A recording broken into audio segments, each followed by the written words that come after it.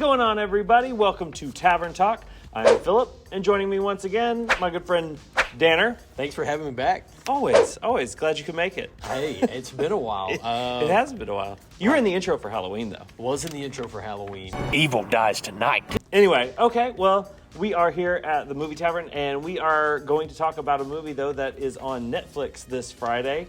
But I'm glad we got to see it on the big screen. Yeah, fantastic. It's called The Adam Project. It is the latest collaboration between director Shawn Levy and Ryan Reynolds. They made Free Guy. Officer Johnny! But no, so, I mean, you know the deal, obviously. What is your initial reaction to The Adam Project? Had fun. Yeah. It was entertaining, especially realizing it's going to be on Netflix. I would watch this again. Yeah. I will say, like Free Guy, these movies sit in a place. I have an almost 9-year-old we were just talking about, and they sit in this place like, I know he would enjoy this.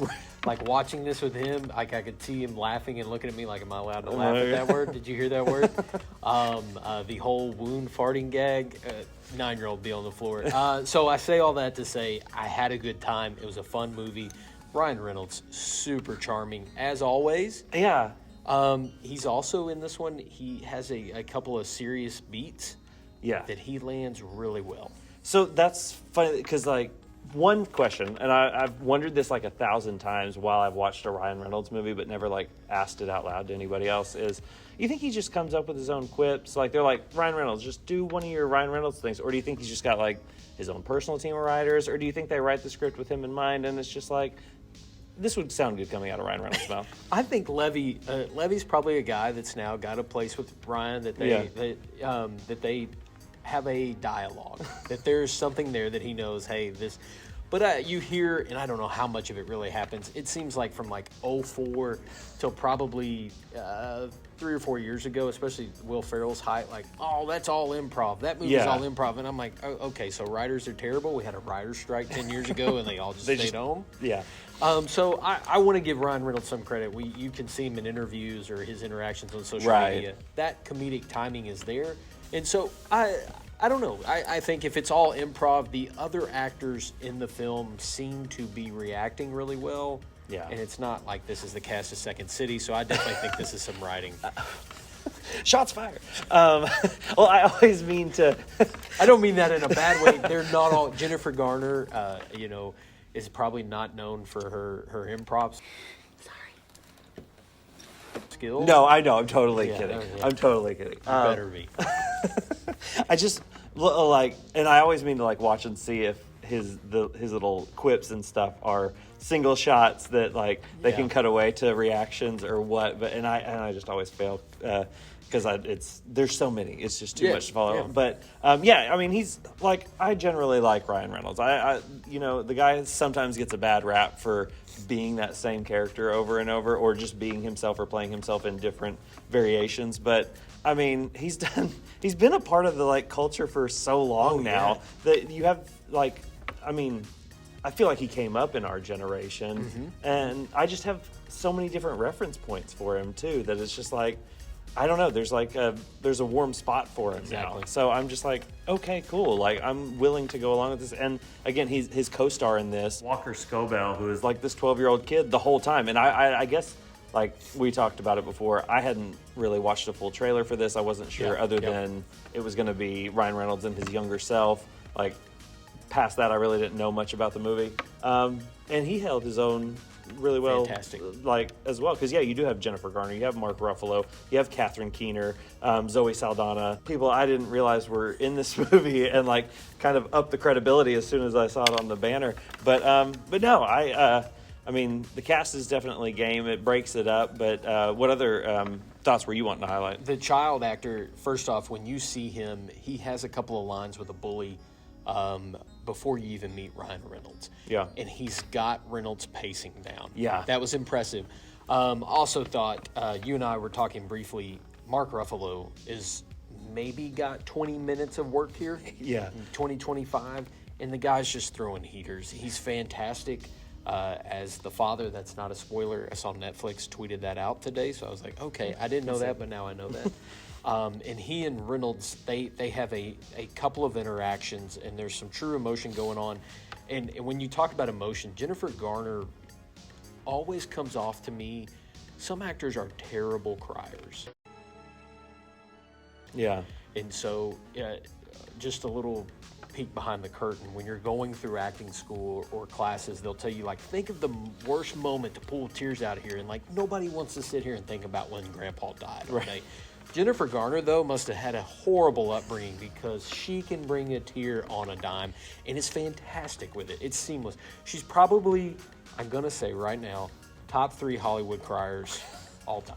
Well, we'll need the rest of that list, obviously, Yes, once you get to do a little more research. Well, that's Patreon. These people aren't paying for this. Fair. No, I'm glad you brought that up, though, because I think the scene with her, there's a scene with her and Ryan Reynolds at a bar. I think that was, like, the best scene in the movie. Like, it was just, I don't know, was it definitely, like, playing on our emotions, like, purposefully and like knew completely what it was doing, but they just played it so well. And like when we were in it, it was just one of those moments where you're like, yeah, I like what they're doing here, and it's being executed really, really well. I would have loved to have been in the room. I'm sure it's one of those moments where the whole cast is quiet and they're just doing work right there. Yeah, and Ruffalo gets a few of them too, but like Garner gets that first moment like that, the heartfelt moments that you were talking about that Reynolds gets, and they both kind of nailed it. And I was like, this is good stuff. Yeah. Didn't expect this because it's kind of a sci-fi kids movie for the majority of the runtime. But if you go back and watch E.T. and some of that stuff from the 80s, that's we want to put a lot of movies in a genre plate or a genre bowl right now and separate them from everything else. And maybe that has to do with the big IPs that are out there. But I think this one does a fantastic job of it's got a lot of heart to it. Yeah. Another thing I really liked about it was, talking about it being kind of a big sci-fi movie is, and especially, nowadays, it's easy to shoot a lot of this stuff, in a studio or on a green screen or whatever. And Levy, you look at something like Free Guy or maybe Real Steel, and it's like, he can do that too, but he shoots there's a lot of green here. Yeah. There's a lot, not green screen, there's a lot of greenery, and it's just like, some of these things look like they could have been out of Power Rangers, or you get a little bit of Guardians of the Galaxy vibes with some of the spaceship designs. And then a lot of 70s rock in here. There's a ton of 70s rock, which I still was not picking up on the choice. It worked at times, but nobody was from the 70s. No, I didn't understand it. It was like Levy was like, and by the way, I'm going to set all of this to 70s rock, and you guys love Boston, right? And it's just like, okay, it doesn't make sense, but he puts it behind a lot of action scenes. Yes. And it's like, okay, it's fine, it works. But I liked the balance of like the CGI stuff with the natural elements, because it kind of grounds that the fantastical elements of it. And speaking of fantastical and the action, I don't know who choreographed the fights. Yeah. But Ryan Reynolds obviously is a good action actor. Yeah. There's a podcast you and I both hold dearly. Shea Serrano calls it fight confidence. Like, does a guy really look like he has fight confidence? And so I'm going to steal that from Mr. Serrano. Ryan Reynolds has got fight confidence, probably from Deadpool and then Red Notice and then that other movie he did for Netflix. Who are you? Six Underground? Oh, yeah, Six Underground. Sounds fun, right? Don't forget about R.I.P.D. You're agreeing with me. That's weird. Yeah. Don't forget about it, because he has. And so, but the action scenes in this, he has a extendable lightsaber type weapon that he leans and fights on. Was glad they at least called that out. Yeah. That's another thing that I respected about this is they call out if there's something that's a little bit tropey, they call it out. Yeah. And did you get did you feel a little Return of the Jedi nod in the chase through the forest at all? Oh, without a doubt. Okay. Yeah, it's definitely Speeder Bikes Return of the Jedi. Yes, without I think unabashed. Which I appreciated. Yeah. Like I love the look of it. It looked, it was really cool, but I was just like making sure we were picking up. Oh, yeah. Okay, cool. Yeah, no, and I thought the action set pieces, it obviously builds up to a finale with a CGI big finale. It's also really funny. They balance the humor in that fight, and Ruffalo's doing well in it, the kid's doing well, Reynolds is doing well. Catherine Keener is in the scene, and it's a really good action throughout.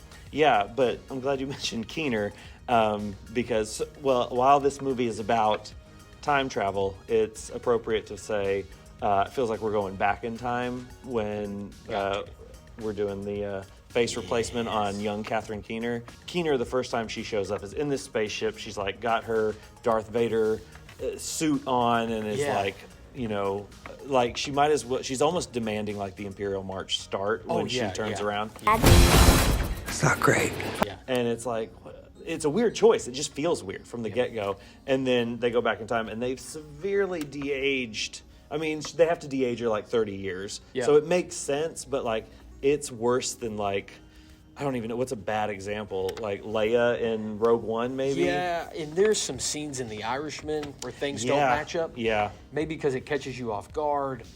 It just looked, and it never looks right. No, like you can clearly tell, like it's a body double, and when the body moves, it's like the face. You can almost see it trying to like catch up with the movement. Right. And I was like, oh, that's a this very is good right. way to put it. Yeah, and it's crazy to think like I say now we are used to.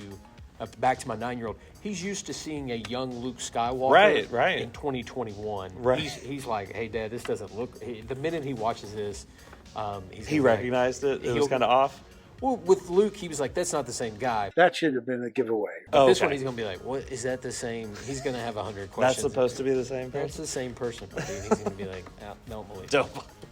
Yeah, it's the one like glaring, I don't know. It's like just the one glaring thing that's like, this kind of brings it down a notch. Not that it brings it down a notch, even. It It's took just us like, out of it. It took us out of it. We both laughed. That's true. The only other thing that kind of like, there were a few like story hiccups here and there where I was like, okay, and I say that, but the only one I can really remember is there's a point and there's a fight sequence, and it seemed like Ryan Reynolds had a plan.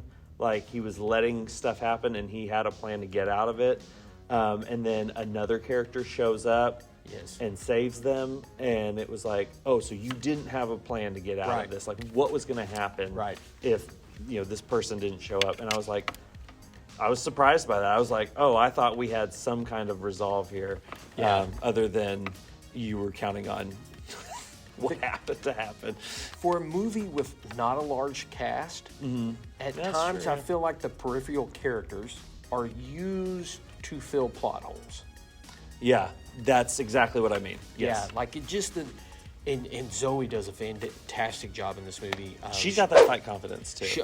Without a doubt. There's a lot of Gamora and what was there's whatever the Na'vi This is great. is, you know, Colombiano. Who are you? Not from the service. Colombiana. right? That is Colombiana. But she's fantastic in the action sequences. Her and Reynolds have some chemistry. Yeah. I find Blake Lively, I'm a little worried. But I mean, no, there's a great interaction between those two and the kid. I'm going to take my eyes and ear for a walk. Maybe something that we say at my house from now on when my kids have lost it. My wife's getting on to him. Fantastic line. And I know everybody's big question here, and I leaned to you during the movie, was, is this a continuation of 13 going on 30? And we can definitively answer that it is. Oh, for sure. The Thriller dance scene. Did not see that coming, but glad they brought it back. I mean, it was very good, and especially do it in some woods. Yeah. I think they're in the Northwest. I wanted an actual werewolf to pop out, but other than Catherine Keener, that was the biggest letdown. Anyway, actual werewolves are not in the movie, but none of it. No, sorry. Anyway, any other thoughts on the Adam Project? Anything? There's some young actors that are really cooking. I'm excited to see. Hopefully, Hollywood's not doing what they did to these kids in the '80s and the '90s, right? And burning them out and treating them wrong. Hopefully, we're beyond that, because these kids seem to really have some really acting chops and some really good instincts, and are making good choices. And it just seems, I mean, acting choices. I don't always do it on the side, but he was surprisingly good. I didn't expect him to be a standout with Reynolds, Ruffalo, Garner, Madonna, and he was. And so, he's got to carry half the movie on his shoulders too, job. and replicate what we have to see. You know, him in Reynolds and everything. Yeah. So I definitely see what you're are saying there. some highs for you? Like things that stood out. I mean, I really liked the dynamic between I was worried when I realized that Reynolds and the kid were going to be like, they were going to be at the core of the movie throughout the entirety of it. And I was like, you know, because you could tell, like you said in the first couple minutes, that the kid was really had zeroed in on Reynolds, his mannerisms and the delivery style and everything, because it is super distinct and everything. First, drop your voice all the way down like this. But he did nail the little asides, like the nicknames that Reynolds would just make up on the spot and deliver, and their relationship, they get to a point where they overcome their differences, but their perspectives, I guess. And there's a moment at the motel and everything, and I thought that was really good, and I just liked that dynamic more than I thought I would. Maybe about 15, 20 minutes in, I was like, this could get old really quick. And then when it didn't, and when it actually like improved the overall arc of the story, I was like, this is solid. I found this really fun and enjoyable. No, it's not high cinema. It's not going to win any awards or anything like that. And I think for a movie that's going to be on Netflix and available to stream, I think people are going to enjoy it, although it would be cool if more people got to experience it in the theater. But here on Tavern Talk, we like to do out of 5 stars. So what would your initial reaction rating be to The Adam Project? I'm going to give it a 3.5. Yeah. Based on the humor, the performances, the action was good. CGI with the one face thing otherwise is really good. The pacing is really fast. Yeah. That's one thing I didn't talk about. You really get into it really quick. They even make a comment about it. Ryan Reynolds says to young Adam, wow, you bought that a lot quicker than I expected, and it kind of how it moves. But that's good. That's if we sit down with 13-year-olds who this is geared towards, that's going to move it well. So I'm going to go 3.5. Yeah, because it's nearly, 2 hours or so? It's an hour and 45-ish. Yeah, it does move really well. That's true. I'm gonna do the same, because I can't give it a 3, but I don't know if I can make that leap to 4 either, because 4 is super solid. Yeah. Just all the way through, every aspect is just super grounded without being exceptional. And this is somewhere in the middle there. Yeah. And so I'm gonna go 3.5 as well. Really enjoyed it. Wholly recommend checking it out, especially if you have Netflix. Stream it. It's 3.5 for both of us, but kind of a hearty recommendation as well. Fantastic. Definitely check it out if you have the time. But thank you for joining me once again. I'll be here anytime. Sweet. Let's. I think Black Phone. Black Phone's going to be the next one. Phantom Thread 2? Absolutely. Hey, as soon as Daniel Day-Lewis comes out of retirement, we'll get that one going. Phantom Thread 2, Bangladesh. I've heard it's going to be fantastic. Vin Diesel taking over. It's all about family, buddy. All right. Well, thank you guys for watching as well. Thank you to the Movie Tavern for hosting us, for letting us shoot the show here. If you haven't already, be sure to hit the subscribe button, hit the little notification bell. It'll give you a notification every time we upload a new review, which we try to do every week here on Tavern Talk. But thank you once again, and we'll see you next time. Peace. He's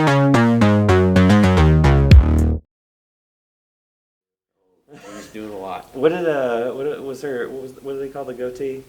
Oh, a mouth mullet. Mouth mullet. That's you've got a great mouth mullet. It's real patchy and trashy. Yeah. Well, it's what happens when you can't grow sideburns and you're 35 years old.